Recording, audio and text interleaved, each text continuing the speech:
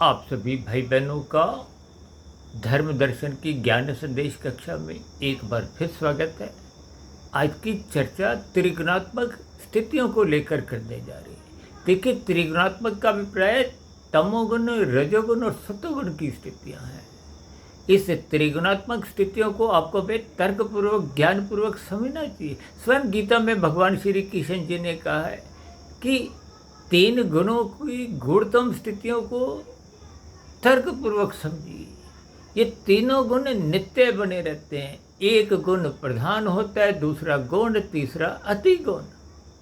अक्सर मनुष्य शिकायत करता है कि कलयुग की घोर स्थितियां बढ़ती जा रही हैं और हम बार बार कहते हैं ब्रह्म मुहूर्त में उठो। वो सतोगुण की शुद्धतम स्थिति है, वो ब्रह्म मुहूर्त के ही समान है।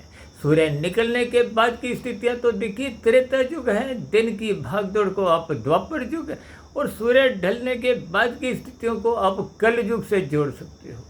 देखिए, स्थितियों को जितना जितना आप कर्म पूर्वक प्रकृति के तीन गुणों से जोड़ोगे तो ये ब्रह्मांड जो 24 तत्वों का है, इसमें 23 तत्व अनित्य हैं। ये माया का विस्तार है।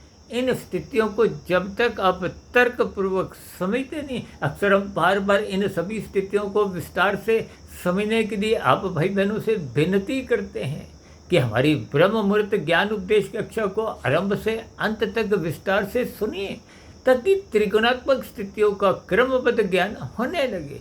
जो आज आपका हमारा तमोगुण, रजोगुणी स्थितियाँ एक मूल रूप से बनी हुई हैं, उन स्थितियों पर नियंत्रण सत्वगुण के बिना संभव नहीं है। धर्म मजबूत करें, ब्रह्म मुहूर्त में उठें, शास्त्रों का स्वाध्याय करें और अपने जीवन की दिशा को सात्विक बनाएं। चर्चा विशेष को यहीं विराम देते हैं, फिर मिलते हैं एक नए विषय के साथ। तब तक आप अपने आध्यात्मिक मित्र सुधीर भाटिया फकीर को इजाज़त दें। वीडियो विशेष को सुनने के लिए आप सभी भाई बहनों का बहुत बहुत धन्यवाद।